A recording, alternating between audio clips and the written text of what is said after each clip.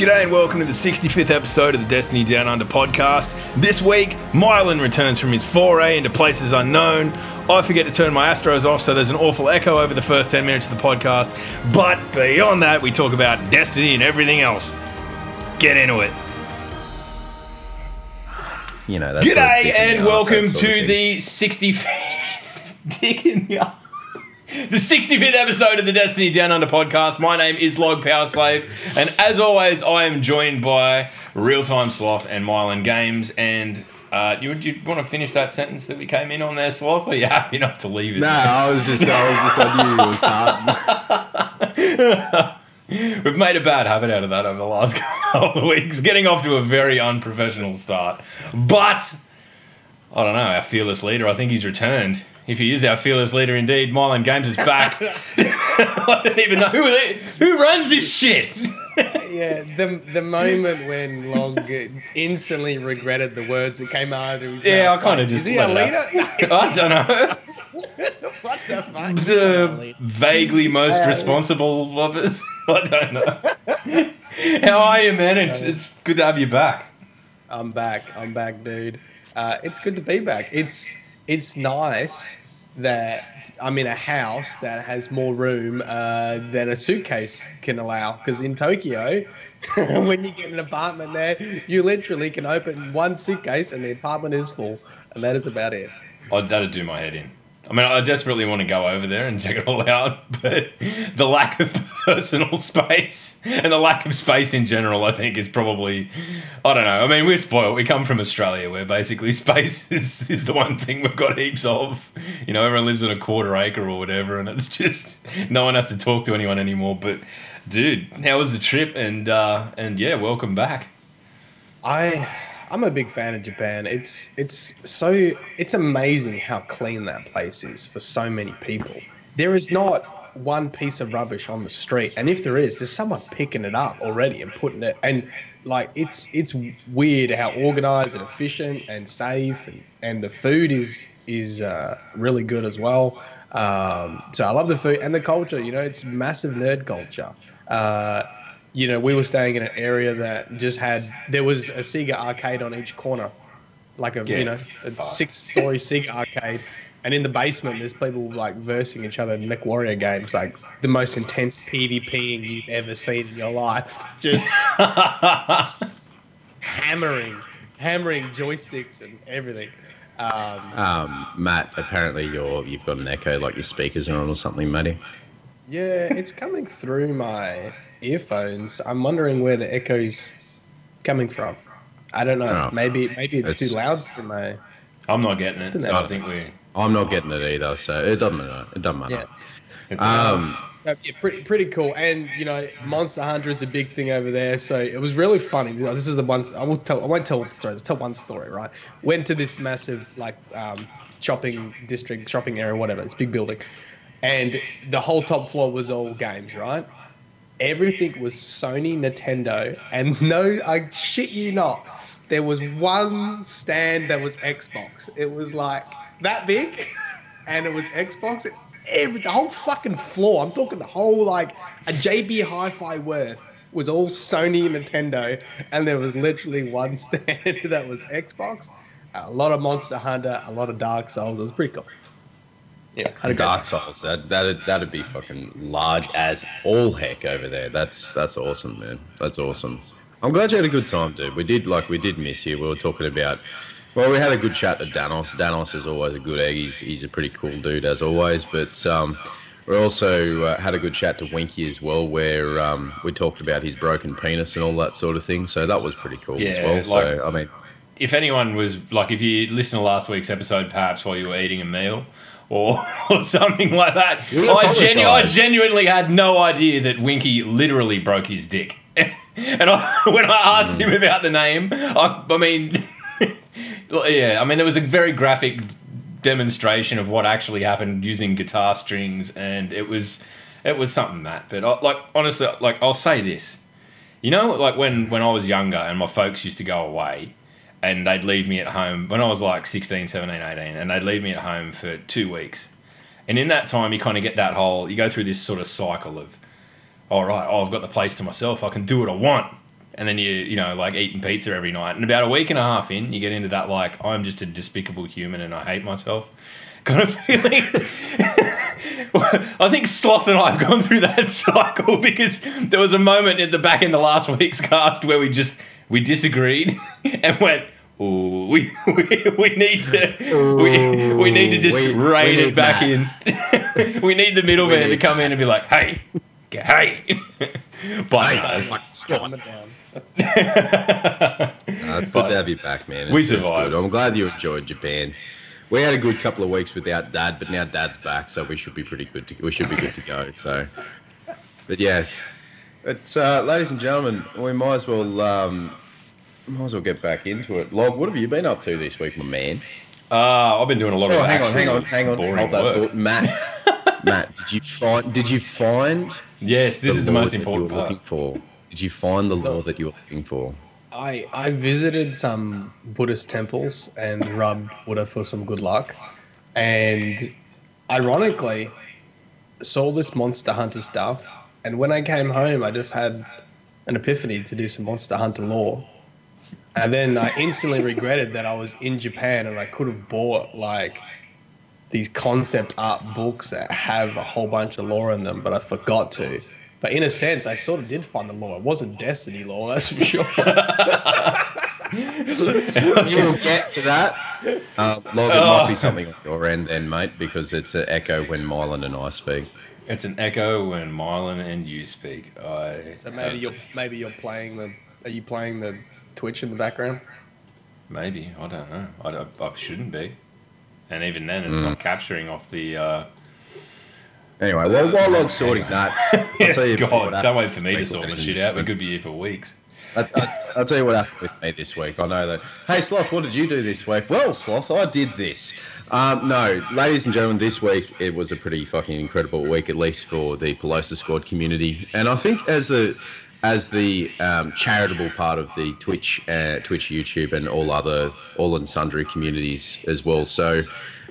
We did a 24-hour charity stream on Tuesday night, stretching into Wednesday night, for Beyond Blue. And Beyond Blue did some huge stuff for me when I first got injured, when I was still in the army and all that sort of thing. So thank you very much, Second Staff, for getting myself, Static, Winky, and a whole bunch of other people into it. But we got in there and... we raised $4,000 Australian. $4,000 Australian for Beyond Blue over a 24-hour period, which blows my mind. It just blows my mind, man. Like, so thank you very much for that, guys. And yeah, so that was impressive. And then the winner, so we were raffling off an Xbox One X during that entire broadcast, and the winner of the Xbox One X has decided to tell me to invest the money back into the charity. So we've raised a grand total of about $4,600. Fucking hell! $400 short of the $5,000 goal, which was fucking incredible. It was huge, man. It was huge. It's these kinds of things. It's these kinds of things when I sit back and, like, I mean, you know, like I'm talking to my better half before the podcast started, and I was saying, like, I can't wait to get Sloth on and talk to him about the Beyond Blue stuff that he's done and what Saw has done and the shit that kind of really counts. Like, I mean, I know that, I mean, we're a pretty tight knit community, at least our little community, our little corner of it. But it's when you bring about some kind of tangible, fucking positive, measurable thing that you can go and tell your mum and dad about that, this thing that, you know, that we do, we raise this much money for charity. It's an incredible thing, man. And you should give yourself a incredibly heavy-handed pat on the back, like a slap, like a, and I'm going to give myself one in the face for having my Astros on, which was the echo. So yeah, I figured it out. GG's. Like I said, like a lot of people have said this, it's not me.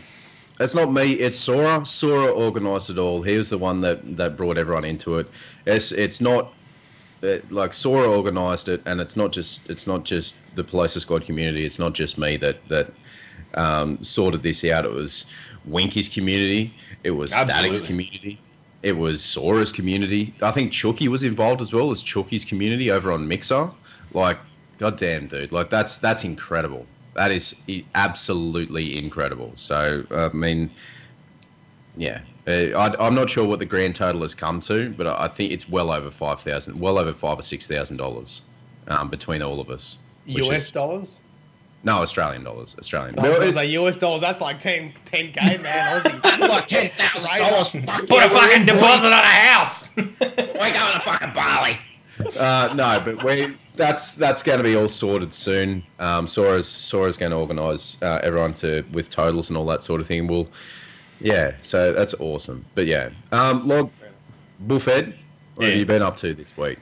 Oh, yeah, I've been busy actually. I had started this year with the resolution to stream more, and I've been doing pretty well up until this week when I've started doing the stuff for setting up the new podcast. I'm going to be doing the Sea of Thieves one with Tower and Keg and Chook. So it's going to be pretty loose, and I mean, it's more... I mean, we're going to go over news and sort of shit, but it's really going to be sort of a pirate-themed Tuesday night drinking session, I think, which is fucking worrying. But so yeah, I've been doing that. I've just been buried in OBS and setting up podcast feeds and all that kind of fun shit.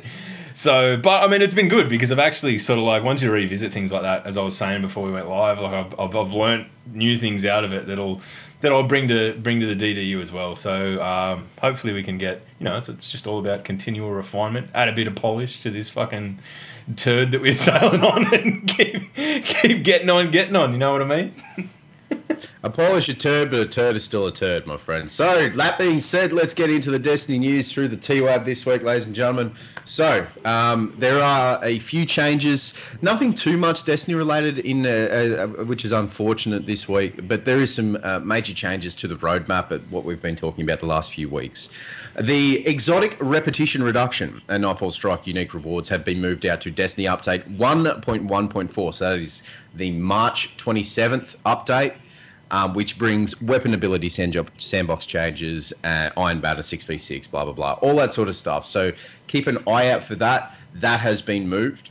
So if you want some more information, I'm not going to read out the TWAB verbatim, but please check out that. And the exotic armor and sandbox changes, that has been moved to 1.2.0, which is May. We don't have an exact date in May, but that is the start of Season 3 and when the next DLC drops. So just keep an eye out for that, guys. Just keep an eye out for that. I'm guessing... Yeah, so just to clarify, there will be sandbox changes in the 1.1.4 at the back end of March. Now, like they're the ones that are going to affect the sandbox at large. The ones that they've moved back specifically are the exotic weapon balance passes and stuff that we were talking about last week. So hopefully, because they've moved it back, we see bigger things. We see more variation in terms of that sort of stuff. I mean, we had a pretty good conversation at the back end of the episode last week about what we thought would make exotics again. But we won't get into that now. But that's what it's about. So it's not that the whole balance pass has been pushed back. It's a bit ambiguous at best. So I think they're trying to do bigger and better things. Like as we all know, ladies and gentlemen, there are still people who play Destiny every day. Good on you. I don't play. I barely play Destiny once a week. I think I've said this before. Matt, you barely play Destiny. Log, you probably play it once a week, if that. I play it because I feel like I need to, because otherwise I'm going to get on a podcast and be like, what? Well, I mean, just because I'd still enjoy it. I can find enjoyment in it. But, I mean, it's Faction Rally this week, so there is a little bit that you can be getting in and investing in if you are looking to jump on the horse. I was looking at probably doing a bit of it over the weekend, but there's a particular game's stress test has come out, so I'll be doing that instead. But anyway, I'm gonna try and not talk about it too much because I did it last week, and I'll just make another podcast about it. So, just in regards to the roadmap, ladies and gentlemen. So, yeah, you may not play it as much anymore, but there are big changes coming. So, just keep an eye out for that. When the changes do come in, I'll be checking them out. So why don't you? Absolutely. Because the reason why we all know each other is because Destiny. So keep giving it a chance, guys. It's not going to burn you. You already own the game. It's not going to burn you. You already own the game. I think a lot of people are probably just gonna take some time out until season 3. That's probably my sort of prediction until they get like a lot of these little things sort of all their ducks sort of lined up for some big changes hopefully in season 3. I think a lot of people probably will return in season 3 to give it a final bash, and really wait for that last DLC because like we said in previous ones, most people have already paid for the second DLC anyway. Yeah. So I think people will take this time to explore some other games, and rather than sort of jump in on each patch and see like little improvements, people might be more likely to, take a break, and then when they jump in, like heaps of stuff have changed. All the things they wanted. Rather than sort of teasing you with little bits and pieces, sort of slowly getting better. Just sort of have that one big okay. I'm enjoying Destiny now, or I'm not. Jump back in at jumping back in at 1.2.0 would be the same as jumping back in at the Taken King drop. Yeah. The quality of life changes in D1 like that. That would be huge. So let's see if they can actually just bash it out of the park with 1.2.0. And I'll be doing the same thing. I probably won't touch Destiny 2 until May, and I'm okay with that. I know where my roots are. Do you? But ladies and gentlemen, if you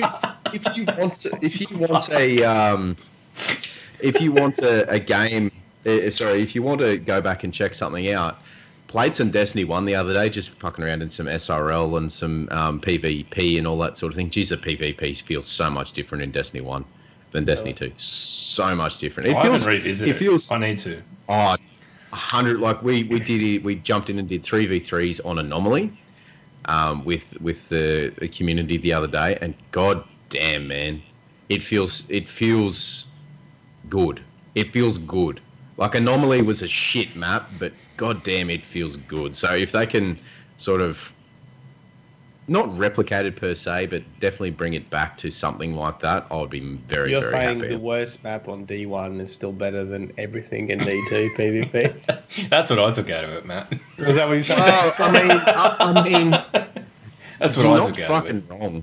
I mean, you're not wrong. The PvP in D2 is very subpar as far as I'm concerned. I really enjoyed it in D1. We could sit down and play Iron Banner 6s for how long, Log? Oh, I think the record was about 9 hours straight. Yeah. So and that was the thing. I think that's where we found our enjoyment outside of doing raids and all that sort of thing, and also do a raid as well. We did a VOG the other day. It was fun. Fun. Yeah. I mean, I think raids though right now in D2 are still actually very fun. I mean, I'm not a huge fan of Eater of the Worlds, but I think the Leviathan raid is very decent, and it's really nice to get those gear drops after each checkpoint, and they've got a likelihood of giving you your masterworks. So, I mean, I still enjoy the raids in D2. I think it's probably one of the saving graces with it, and the lore is actually pretty good with the raids. So, interesting to see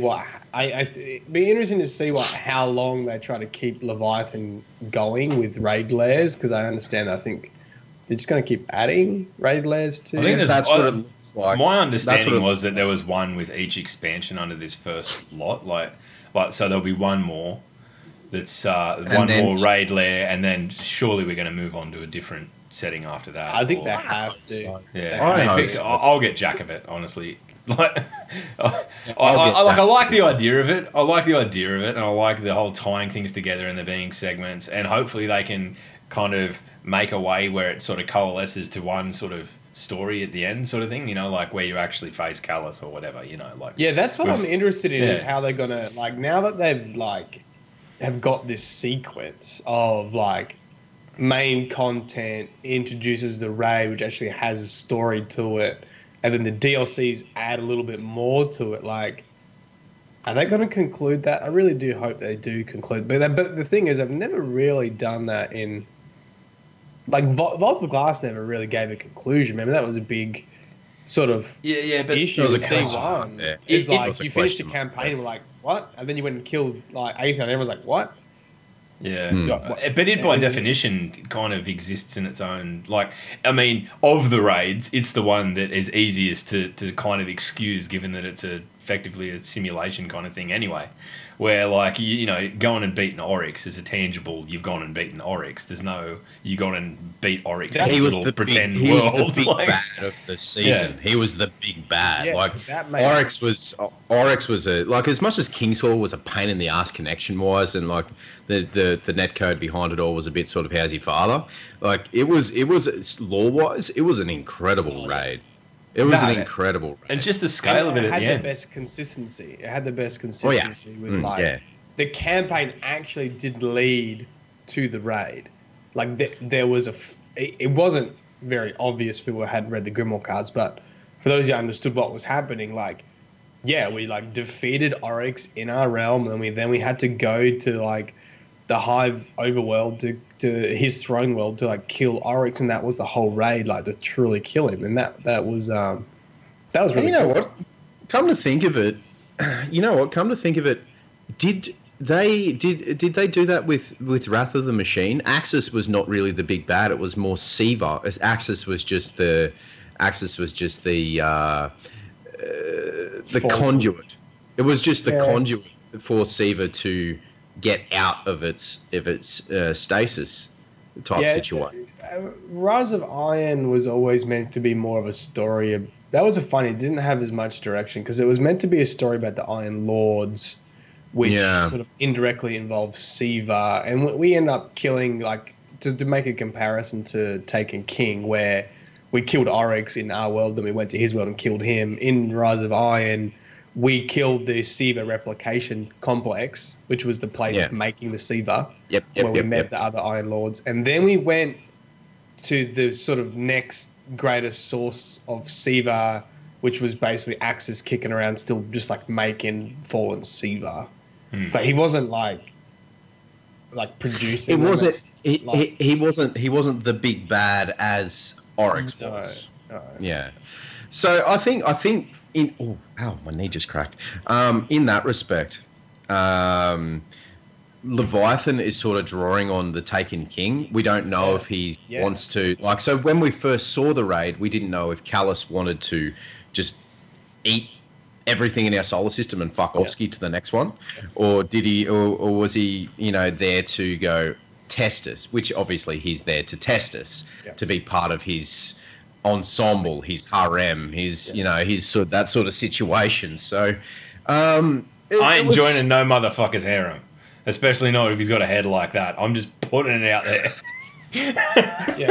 So, I like and I dislike what Bungie have done with the raid, with the D2 raid. I like the fact it's a continuation of the story. I would have liked it a bit more if they've gone.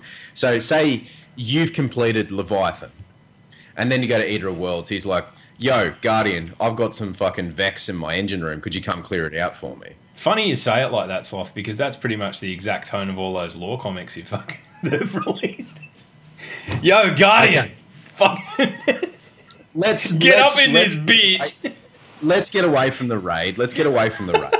And you two made some very pointed comments towards the comics in regards to later haters. Oh, look, yeah, it's not enough, guys. What are your thoughts on the comics? Oh, you go first, because look, to be honest, the comic came out just before I left for Japan, I think, and I already made 5 videos for whilst I was away to keep everything ticking over on YouTube. So I was not in the mood to read the comic or make another video on 12 hours before I was leaving for Japan. So I actually got back and haven't read it.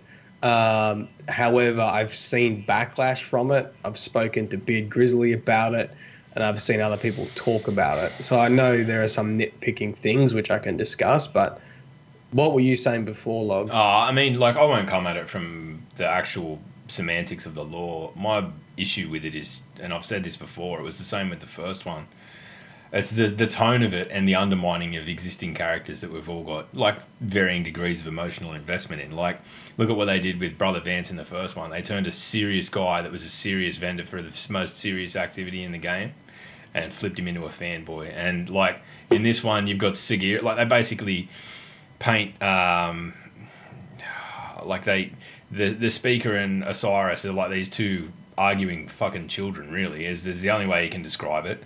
They're just, he's this, he's that, or he's a heretic, and it kind of undermines the seriousness of all of that stuff that we really bought into in D1 too. Because I mean, picking it up from lore tidbits and piecing it together, and why is Osiris gone, and all that sort of stuff.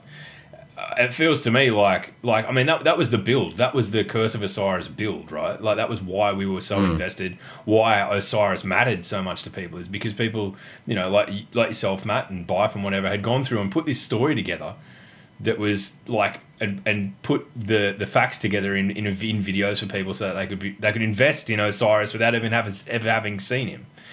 Then to kind of peel that back and have it be like, I only wear this chicken suit so people don't bloody recognise me in the street, and his ghost is not, I mean, I understand that a game like Destiny, it's a serious game in that you're fighting for the sake of the world and all that sort of stuff, and comic relief is important to break that and build it and all that, but like tonally, like having Sagira say literally later haters when Osiris gets fucking exiled, like who's writing this shit? And I'm no fucking writer, but like surely there's someone there, someone in a position that's been at Bungie throughout the course of this goes, this is so at odds with the tone of everything that came before it and the lore that people were invested in. Like why did no one go, look, that is just fucking ridiculous? Because I'm sitting here going, it is fucking ridiculous. It's like I'm sitting there on my lunch break, eating my lunch at work, and I got to that, and I kind of went like, what am I even reading? Like, do you know, this is what they need to do, right? Seth Dickinson wrote the Books of Sorrow, and that undoubtedly is the best and most consistent lore. There's a start, there's an end, there's mystery. It's fucking so well written too. It's incredible. It is so incredible. They just need to employ that guy full time to take control of the narrative, because he knows how to write a fucking story. He knows how to build suspense. He knows how to build mystery, and he knows how to be consistent. I just feel like with the lore, they keep changing direction, and they don't have one person consistently saving the message.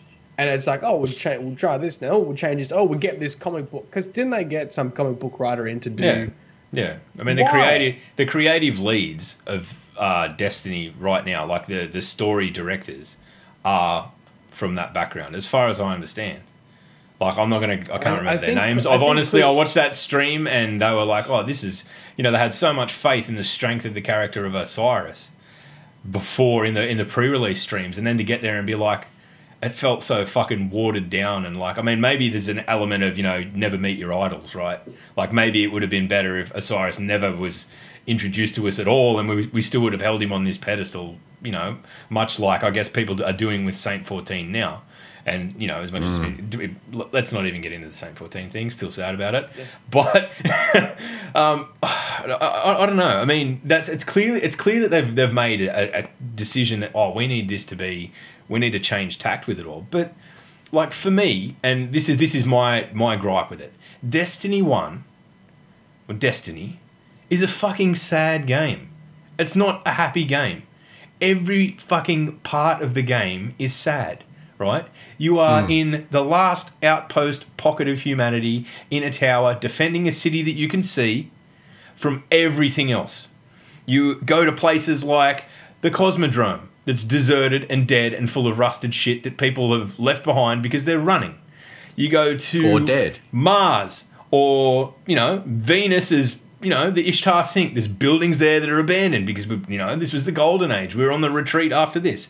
There is this inherent sadness and inherent kind of seriousness and gravity that all of this stuff carries. And it's a lot of it is not. It's not like there's no Destiny 1 going to you, oh, this is sad. It's just the tone of it. And the tone of these comics is literally fucking Spider-Man comics, at best. Like, and I don't mean to talk shit on Spider-Man comics. I mean, there's a lot of great comics written, a lot of serious comics written, but it's just not. It's so far. It's so far removed from the tone that was set and the tone that we're all fucking 4 years invested in. That it just so many people. Like, I mean, I can't imagine what it's like to be in Matt's position or Beard's position or Bife's position and just being like, I've invested like years of my life in this, and it's just kind of like the rug's been pulled out, and it's guess what? Yeah. Cade's got a fucking chicken, buddy. Yoo! Isn't he funny? Well, I mean, like, what about his fucking kid that's dead? Like, for God's sake. Comic relief is always good. Like, obviously, it's in regards to Cade, like, he's probably using some of that comic relief, dude, like being the fucking smart ass, being the cheeky, pain in the ass and all that sort of thing, because he wants to forget. He wants to put a like, it's unhealthy, like, mentally if you do this IRL, but like, he wants to be that happy, outgoing dude, because if he doesn't, he's just going to break down. Yeah, I mean, it's a protective. It's sad. Mechanism. The saddest people are the funniest people. You look at someone like Robin Williams, Robin Williams, they get very good at deflecting and all that sort of stuff. I understand that, but for me, it reeks of something entirely different, which is, what do people like about Cade? He's funny, right? Guess what? In Destiny 2, Cade's just funny. The whole writing's been stripped out of it. Yeah, and it's written by an edgy. Well, the comics seem to me they're written by a 13-year-old.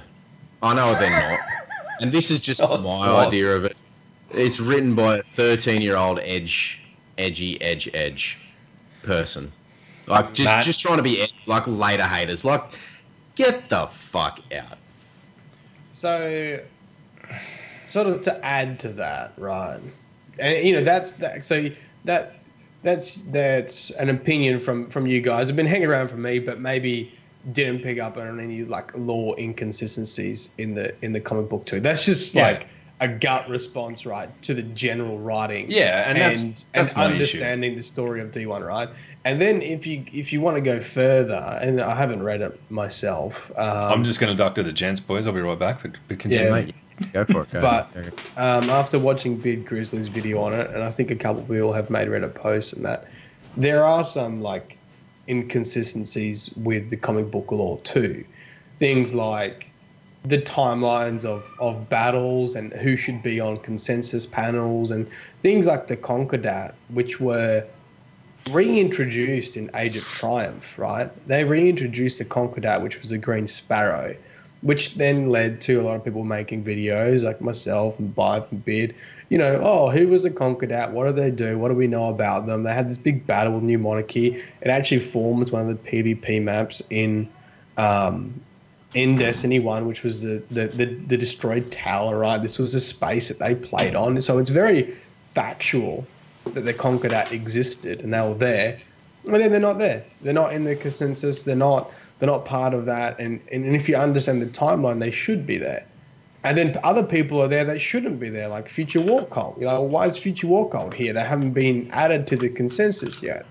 And so I do know that question was asked, and the response was, in regards to people sitting on the council, they don't have voting rights yet, but people can be there.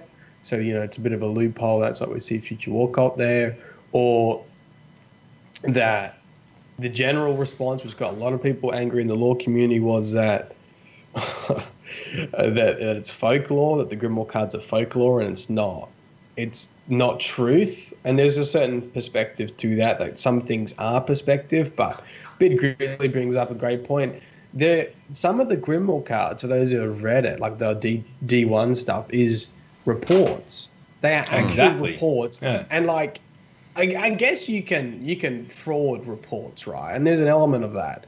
But some of them are proper, like, Vanguard reports, and information has been redacted from them. And so, like, how can... I feel like there's this constant, like, lack of commitment. That we wouldn't just keep everything open-ended so we can just keep rolling with it, rather than going, hey, where do we want to get to and how do we get there? But and I feel like that's what happened with the Books of Sorrow. They gave someone permission. You're going to write this from start to finish. Take it where you want. And we got this great piece of writing. And I feel like everything surrounding it is always, they're just trying to leave it so open-ended because they need to be flexible with the direction of Destiny. And what that leads to is just a bunch of fluff that doesn't go anywhere. And I think a lot of people in the lore community are getting frustrated with not having any solid conclusions and basically undermining the foundation of Destiny 1, calling it folklore or saying that it's, and I know that was addressed, and I know that author sort of somewhat apologized, and Chris Barrett addressed it, and it was like, it's more about that not everything's truth, and that there's some truth to that too, but it's disappointing. I just think there needs to be a real big commitment, a big push to the story, and going, right, we're going to write this to a finish, and we're going to commit to it, and everything we say and do, yeah, it's intentional. It's not trying to mislead, like, when we said this, we didn't actually mean that. We actually meant this. That was his, like, just fucking commit to it. Just commit to it. Dark Souls, commit to it. Like, hide that shit in little fucking items that no one's ever going to read, but exactly. No one's there. Like, and Noise brings up a valid point in the chat. Like, they don't know what to do. Legitimately, they don't know what to do. They'll go, all right, we're going to go down Taken King. Fucking Wrath of the Machine, Destiny 2, fucking Age of Triumph. Like, it's... There's an argument to be made there for, like, being able to vary the gameplay by varying, like, focusing on the different factions and whatnot. And we all kind of knew that Destiny 2 would be focused on the Cabal and that to that extent. But you're right, in the fact that they're telling, like, I mean, like, we probably didn't appreciate it for what it was at the time, but when they went, like, when Luke Smith said, the darkness isn't a thing. They're not minions of darkness anymore. And it became, like, this kind of thing in Destiny 1 where you got the impression that all of these forces were at play, and it was kind of like this good versus evil sort of opera, you know what I mean? And now it's like, oh no, there's no darkness. They're all just individual things doing whatever the fuck they want, and they've all got their own agenda, and it's just chaos. Now it's kind of like, well, all of those stories go from being linked by some overarching theme to just being different stories. And in that sense, it's kind of like, I mean, I'd like fucking Gaul, like really, like Gaul's a footnote. Admittedly a very strong character. Neil Kaplan did an amazing fucking job voice acting. There's some really emotive, strong fucking cutscenes, the bit with the speaker, all that sort of stuff. But it's a footnote because it doesn't matter. It's not the ultimate end game. It's not Callus. It's not a raid. It's not anything you're grinding. It's you've done the story. Good. I mean, when was the last time anyone saw Gaul? Months. Like, really? I mean, like, actually legitimately forgot his name until you said it just then. He was touted as this big bad, like this Oryx level of big bad, like this dude that would just bring ruin to the human race, to the human race, the Awoken, and the Exos. This dude that would just come in and just glass Earth. But like, really, what he was in reality was that blob of shit at the Black Garden. That's all he was. like Matt's fucking smirking, but I mean, is he wrong? Look, like, this is exactly the thing, right? And you look at some of the best parts of Destiny's story, and it's just when they've gone from start to finish. Oryx. Callus, now to make Callus's story true, and he definitely takes the limelight over Gaul, is they give the raid lair a conclusion, right? Yep. And then you can package that up. You say, you know what, Gaul's story was pretty average, but Callus's story was actually really good. We got a collector's edition. We got information about how he was kicked out of his uprising. And essentially, Gaul's campaign mission is the backstory for Callus. That's why you're thinking like that, because he is a sideline for Callus's main overarching plot. So if they actually link that all together with a nice conclusion with the raid lair and bring Gaul sort of back in the picture, like Callus going, hey, like, for him to be speaking about Gaul, for him to be saying, I was overrun by my own, loyalists. I was exiled upon the Leviathan. I've searched the deep. I found the worms. I saw the 9, whatever, and I've come across you, the most powerful guardian in the face of this universe. Come join me." And say, "No, motherfucker, you killed Callus. Cool. This ship is mine. Get the fuck out of here. There, I'm going to crush these fucking flying triangles. It's going to be punching on. God damn it." How good does that sound? How good does that fucking sound? Oh no! And then all they've got to do is think of something to come after it, and it could be anything. It could be Hive again. It doesn't matter. But you're right. It needs to come to a. It's a nice pocket story. Yeah, right.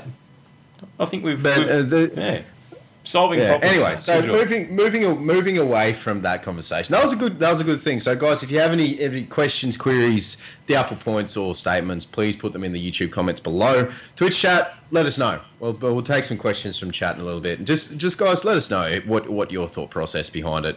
But so moving back into the TWAB as well, ladies and gentlemen. That was like an hour ago, man. looking back into, so they're focusing more on the on your banners. You could say your emblems. So either tracker emblems. So how many people you've killed in the Crucible. So looking at the victorious veteran, you've got lifetime Crucible kills, hunters defeated, titans defeated, warlocks defeated, yada yada yada. So they've got things like that, prestige raids completed. Prestige Nightfall, top scores and all that sort of thing. And you've got, if you equip these, what seems to be is you get a certain type of aura. So not like the glowing head Nightfall from D1, which I miss a lot. But like it's like a crowny kind of thing. Like a Roman crown type situation. I'm not really a fan of it, but if you are the tracker guys, or if you're a PvP guy and you want to show off your E-penis, and if you fucking flop it out, that wasn't loud enough. Flop it out on the table and show everyone how good you are at fucking D2 PvP, you've got that too. So if that's something that you guys want to check out, it's a small change, but I think it's a decent change. You don't have to go on to. Do you just get the impression that, like, does anyone give a fuck about this right now? Like, could they just not bundle this up with the next big release and put it in? Like, it harkens back to what Matt was saying before, in that I think probably most people's mental space is that they'll wait until the big changes are all there and then come back and give it a bash then. Like, I don't know. I mean, obviously they're trying to limp along and keep Destiny going now, but part of me is like, well, fuck. I mean, if they hit it with all of it at once, it's certainly going to seem a bit more impressive rather than, you can get kind of emblems that you can change a bit and they show different stats. Yeah. Like, who fucking cares? Well, look, this is my big question is like... They need to write about something per week. That's what it is. That's why they've put this in the T-Web. They need to write about something per week. I think that's true. To show that's all progress. But like, I think... when the TWAB is majority about emblems and the game is sort of having a hard time at the moment, I do wonder how many resources were put into designing that and making it happen. And I don't have a vague idea of what that looks like, but obviously the response is like, yeah, but why don't you put resources into something else? And maybe it wasn't a huge part of their team that did that, right? And maybe it's two people. One person did the art, another person did the coding. Sweet. Yeah, and now it's something to write about, in the weekly thing while everyone else is resourcing something else. But part of me is also like, surely you have a flexible team that I'm sure not everyone can make a gun. I'm sure not everyone can. Not everyone's an artist. Not everyone can code something to, fix the issues with exotics. But if you're working in game development, rather than getting the emblems, hey guys, go talk to the community, find out some cool ideas for exotics and bring it to the team meeting. Imagine that. Imagine if you just had a team right, rather than fuck around making emblems, let's go come up with some dope ideas, go play the game, go come back with the craziest exotic ideas just the next week. Imagine how many exotic ideas you could come up with in a week. And you know what? If they did that and they only came up with one exotic per week, that would be incredible. At least until the 1.2 drop in May. They could bring out 16 exotics that could just be fucking amazing. Like an exotic that fucking glows, shines fucking sunshine out your ass if you point it at the fucking enemy. Like legitimately, like just amazing stuff like that. Bungie, please. I think, imagine this. Imagine if they presented a concept every week for the TWAB. You know what? We're going to do a month of exotics. We're going to present to you 4 concept ideas for exotics. The community will vote on which one they want, and we'll make it. Oh, stop it! I'm semi-erect. It'll be, and we get to name it. It'll be exotic face. Exotic face. Sell me, sign me the fuck up. It's just Thorn again. The other thing that I saw actually kicking around, I think it was about a week ago on Reddit, was the playing Crimson Doubles. It felt like a completely different game type. There was a lot of different things going on with it, and some good, some bad. But why is all of the play testing and stuff? It's sort of like all is done behind closed doors.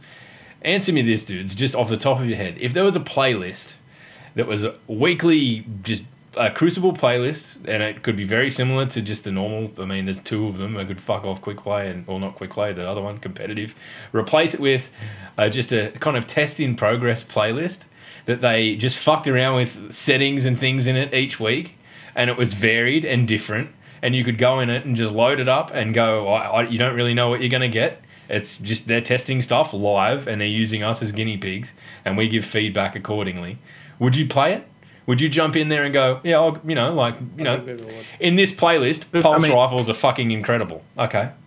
So before you go any further with that is unobtainable on a live game. To have one set of meta in one thing. Like, I know that in terms of the guns. And I know that you know this. It's just for the clarification of the fucking psychotic wannabe developers out there. You can't have one spec, I guess you could say one spec or one in trial or in progress game type in a live game.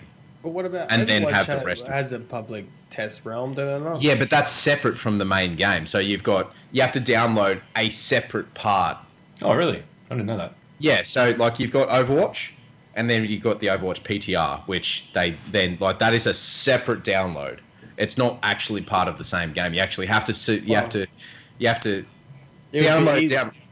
Be easy to monitor then if you have this public test area and everyone's fucking in it. But then you could only do that for PC as well. Like just try to push a PTR or a TTS or something like that for consoles.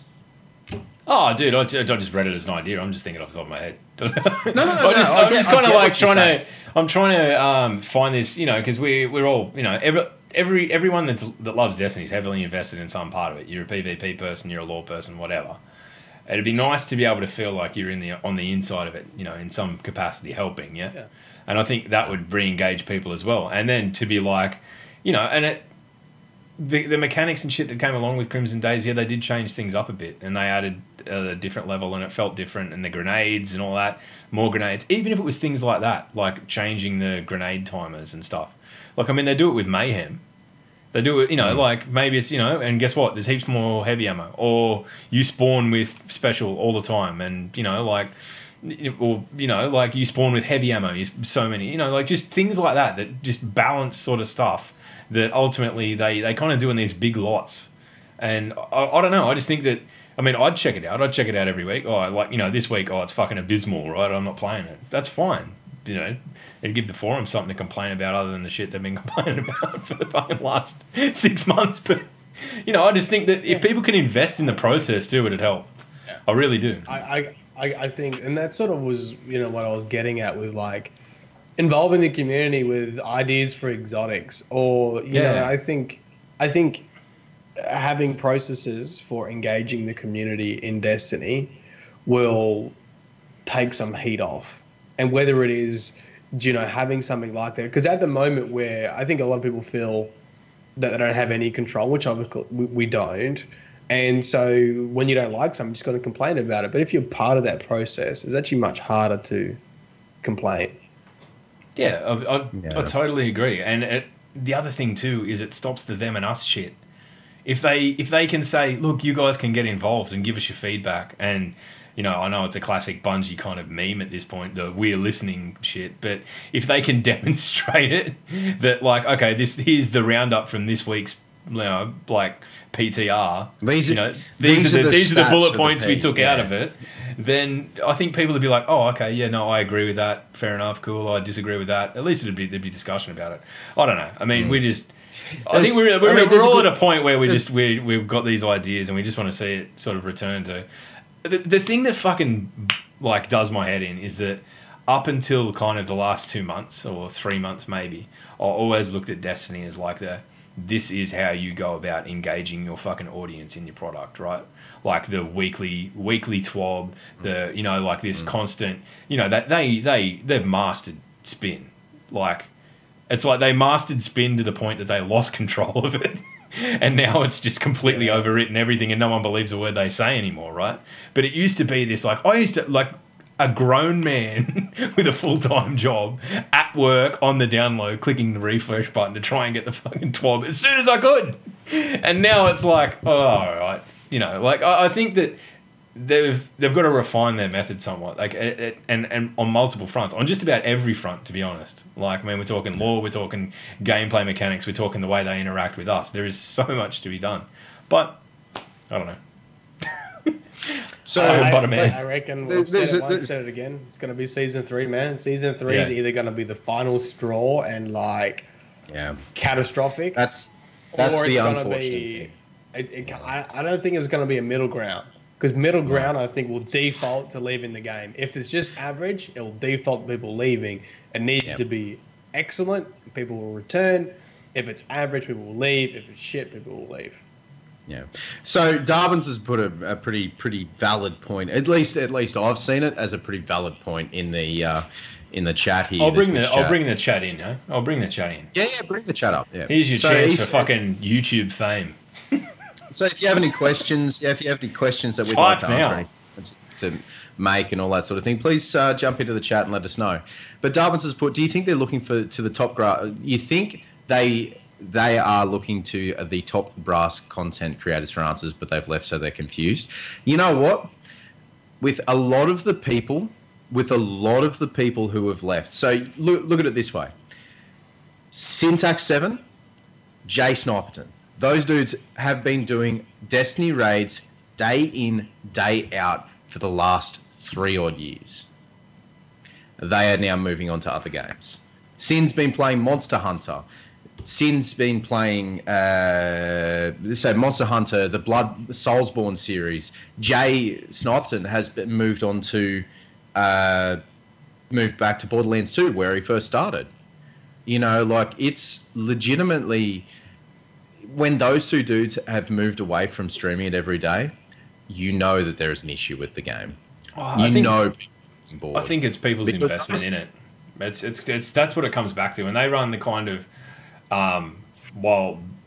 they're kind of I don't want to call them service streams because I've never, it's not anything I've ever participated in. But like, if you wanted someone to carry you through a raid or get your raid done when you'd never done it or whatever, it'd be those guys, right?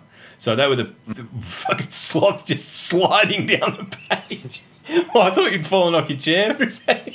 Oh, I needed that laugh. It's good to laugh. Anyway, yeah, like, so I think that's one side of it. Like, the streamers, sure, the service streamers, like, you look at a guy like the PvP dudes that have moved on to Fortnite and are doing that now. Most of that, if they're professional streamers and that's their livelihood, they've got to do it because it's their livelihood, right? Then kind of the same thing when you look at a dude like Bife that's now making Monster Hunter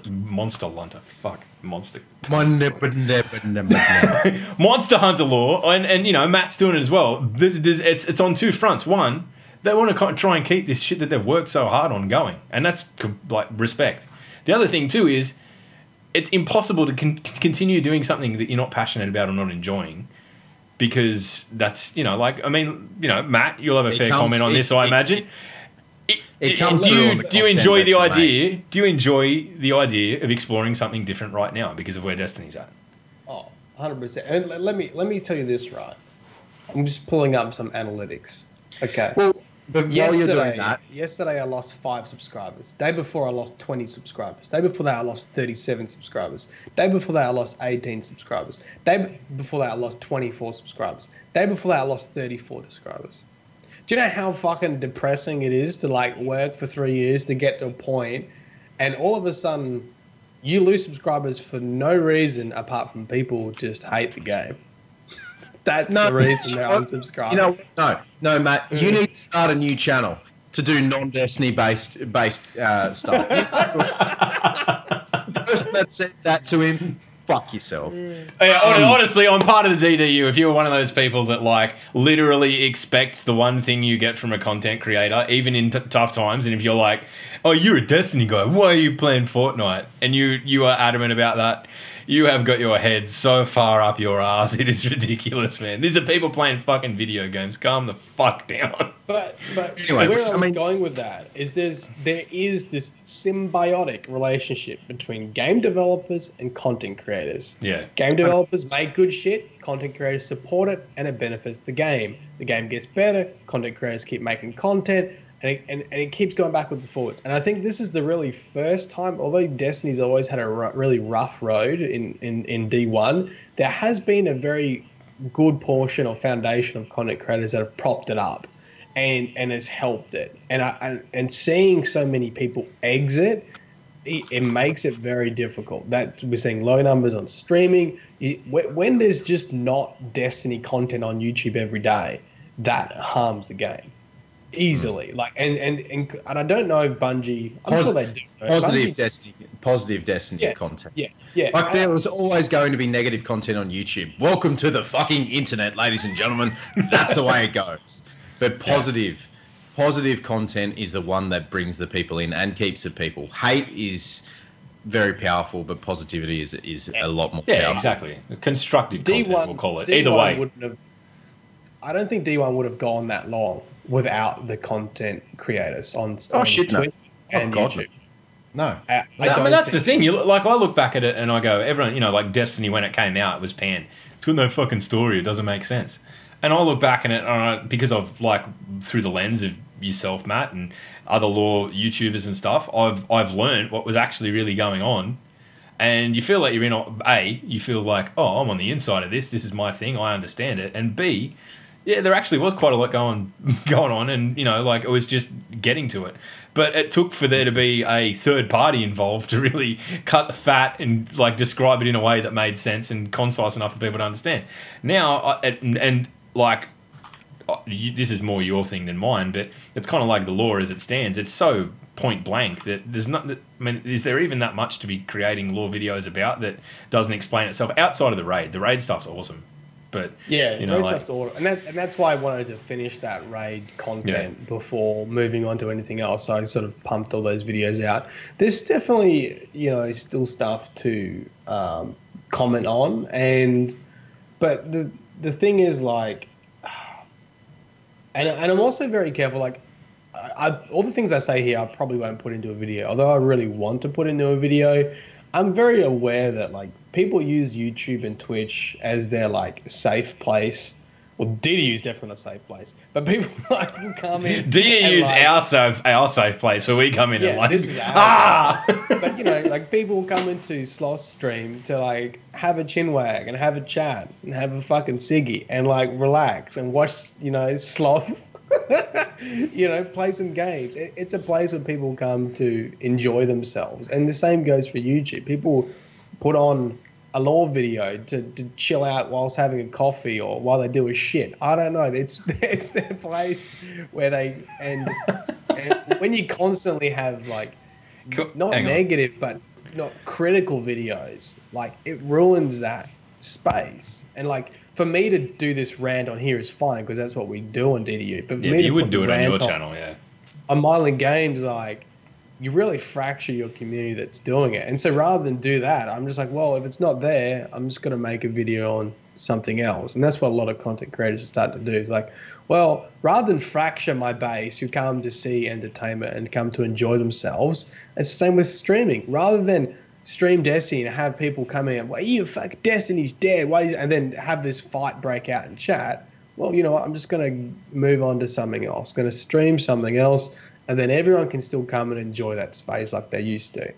And Destiny was the medium for doing that, and it's starting not to be that medium anymore.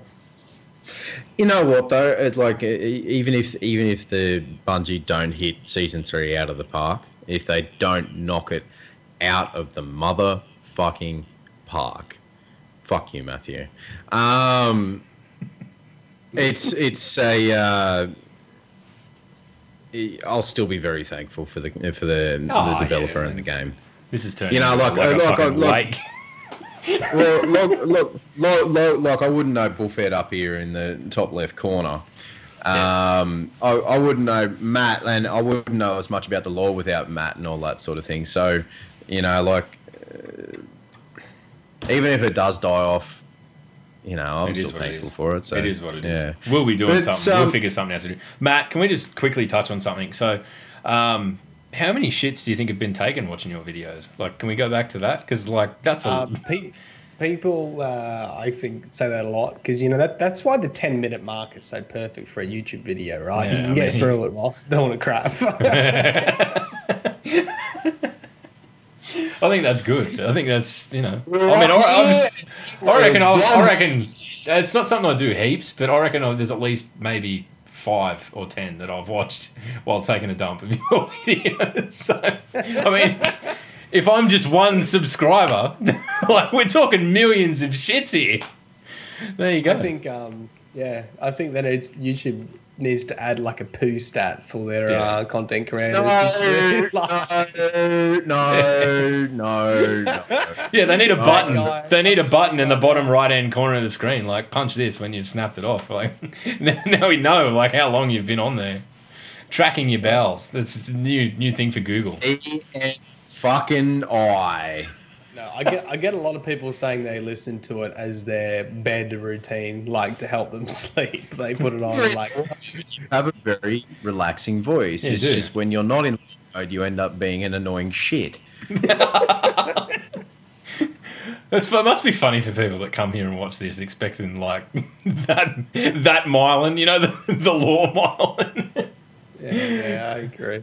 Oh, well, anyway. All right, well, look, if there's anything anyone pressing wants to say in chat, please speak now or forever ever hold your peace. But I don't know. I mean, I feel like, this has been a pretty rambling episode, I guess. We've kind of just segued from one thing to another. It is what it is. It's our show. We get to do what we want on it. So that's it at the end of the day. But I think that, like, ultimately, there's a lot to be done. And I think that that's where we're at. And, you know, we're probably going to, like, look at what we're going to be talking about in future weeks because we don't want to be banging on these things to death. We're going to be positive about the news that comes. And, you know, there may well be things about this podcast that change a little bit. We might talk about what Matt's doing if he's doing Monster Hunter lore. We might talk about what Sloth's streaming if Sloth's streaming games other than Destiny. And, I mean, I'm going to do the pirate thing for a little while and see what comes of that. So there will be other things. There's other things out there to invest in. So if you are here for strictly Destiny content, we'll probably give you that straight off the bat, and then it'll turn into basically the three of us talking shit like it always does. So I think that's pretty Nothing's safe changing. Nothing's changing. Nothing's changing. We might be taking a step away from Destiny content to be covering the entire cast. We might be going and covering gaming and technology news as a whole. Whatever piques our interest, it is the podcast that we do. We're all equal ownership, even though Log pays for it all because he's a penis. And, it is what it is. Oh, man, I do, but I paid for it. It's one of those things, like a yearly thing, so I forget that I've done it. And then it comes out without warning, and Rachel's like, where the fuck is this? I can't buy the groceries. Shit. So, Matt, what's your plans for this upcoming week now that you've returned from the land of the law, the land of the incredible food, the land of the snow? So when I got back, I started looking into Monster Hunter lore. It's something that me and Danny have been playing a lot. My PlayStation hasn't left the lounge room, so recording has been an issue because all my recording Elgato gear's in my office. And the PlayStation's out in the lounge room.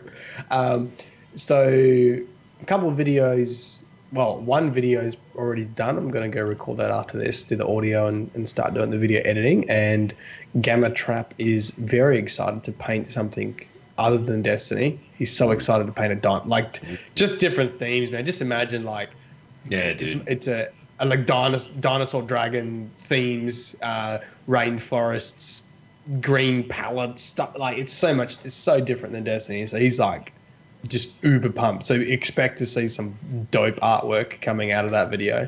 Obviously, sort of gauge the response.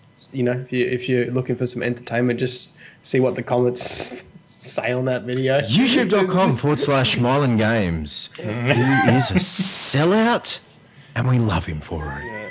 Well, no, I mean, wait for you should only be doing Destiny. Oh, yeah, it'll be interesting. Make a second channel for Monster Hunter. Go. I will say it again. Fuck yourself. But that'll be interesting just to see what I'm looking forward to see what the response is. And then I don't know. I don't have any other plans. Sunday night might be the first stream back. So expect to see me and Danny just chilling out. It's probably Monster Hunter still. Beautiful. Well, what are you up to this next week? Well, I mean, tonight I'm going to watch the footy, and then I'll probably get on and play something with you. What do we? You just tell me what to do. You know how it is. Just tell me what we do. Micromanage me sloth. I don't know what I'm doing. I don't know if I'm coming or going. But yeah, Tuesday night Australian time, we're going to be doing Plundercast for the first episode. So that'll be fun. It'll be a lot of nonsense and that sort of shit. So there's a bit of news. You know, we're going to talk a bit of news, but for the most part, it's just us having a laugh and having a drink and getting into Chucky about nautical terms and all that sort of bullshit, because he's kind of going to be our actual legit Navy dude who explains everything to the three of the rest of us idiots. But Chucky was a seaman. Yes. Just, ladies and gentlemen, Chucky was a seaman. Yeah, he's got hold fast tattooed on his knuckles for a very good reason. Seaman will be up to you. You guys can play that by ear. Twitch.tv/Chucky Wookie. Nah, he's on Mixer these days. Oh, yeah, that's right. He is on Mixer these days. But yeah. So what channel is that on, Log? Is that on your I'm personal just going channel? to, honestly, I'm going to put it up on mine because I manage enough fucking YouTube channels as it is. And at the end of the day, it's just for fun. So it'll be live streamed on Twitch, on mine, on Mixer, on Chooks, and like whatever. I'm going to it'll just be going out on personal accounts and stuff like that. So if you're interested in Sea of Thieves, then jump on in. And if you're interested in, I guess, rum or alcohol or me in a pirate hat, that's also probably going to be featured pretty heavily. So there's that. But that's the plan. I don't have any other plans really. Twitch.tv/LogPowerSlave, YouTube.com/LogPowerSlave, and also Mixer.com/Chucky Wookie, CHOOKYWOOKY, I think. No, IE. IE. Yeah, it's IE. IE. Yeah, guys, seriously, we'll put it in the links down below. Get on Twitter, look up fucking Plundercast. It'll all be linked. It's much easier. Exactly. All right. And, yeah. Oh, good. I'm glad you guys got your plan. Make sure you check out Myelin again on Sunday, mainly for Danny chasing a pig around and making dirt faces and doing that. Yeah, so funny. And what are you doing, big fella? What's your plans? You don't get off so easy. It's a bit Mr. I made fucking thousands of dollars of charity last week. Where are you going to top that? Oh. What's your plan? I don't need shout-outs anymore. I'm too big for shout-outs from DDU. Fuck up. Which part? Eat my ass. It's fucking nailed to the wheel. What are you even playing these days? I have trouble keeping up, so I always look at the alert that comes up and I'm like, what is this game? So basically this week, now that a very gracious donation last night to get my cap card replaced, I'll be jumping back into, so this week is my less FPS and more Ark, so we'll be doing a lot of Ark this week on Xbox. We'll be doing some Escape from Tarkov, not too much. I actually played as Siege last night. I was gifted Siege on PC, Rainbow Six Siege on PC. Really enjoyed it. I'll probably be playing that off stream. Definitely some more Escape from Tarkov. But Bloodborne, I want to finish Bloodborne. I want to get into the Old Hunters DLC. and knock that over as quick as fast as I can, because Bloodborne, I want it. I need it. Give me all of the blood. No, it's such an amazing game. I really, really am enjoying it. I just need to beat Mikolash. My God. That's the guy with a cage on his head, isn't it? Yeah, the guy with the fucking cage on his head. People are like, why can't you beat him? Because I'm fucking average at Souls games. God damn. But so that'll be the thing. So fucking around in Ark for a few hours. Definitely doing some Bloodborne. And hopefully we'll be moving into Metro Last Light, which I was supposed to attempt during the 24-hour, but I ended up playing Dead by Daylight and Destiny 1 instead. So, it is what it is. But that's my plan for the next week. Cool. Just doing what I do, my man. Doing what I do. And hopefully tonight, if Log's not too pissed, we'll play Total War Warhammer and let Eddie from Iron Maiden. Define too pissed. Last week's effort, I started drinking at 11 a.m. and started playing at 10 p.m. and was still there for 6 hours, smashing it out. So I don't know. I don't know how entertaining that was for anyone other than me, but whatever. Do it for yourself. Don't do it for anybody else. That's right. But guys, if you have any comments, questions, queries, doubtful points, or statements, please chuck them in the YouTube comments below. Let us know what you think. And you know what? Dan, you're right. Guys, if we were to change the DDU name, what would you guys like to see it as? Let us know on Twitter, twitter.com/DDU_podcast, or the comments below. Or you can hit us up at our personal accounts, twitter.com/Myelin Games, twitter.com/LogPowerSlave, or twitter.com/RealTimeSloth. Guys, thank you very, very much for watching. Myelin, welcome back. Can we have your creepy lore? I has returned with the law. What do I normally say? The law the law will find you. The law will find you. Mate, you've said it every week for a fucking year and a half. Weeks. Matthew. The law will find you. It's in fucking Monster Hunter. All right. Stand by for a raid. We're going to pay someone a visit. Some legend, no doubt. So we'll figure that out in the time it takes for me to turn the thing on, and then we'll do it, right? But until then, stay classy, San Diego. Stay classy.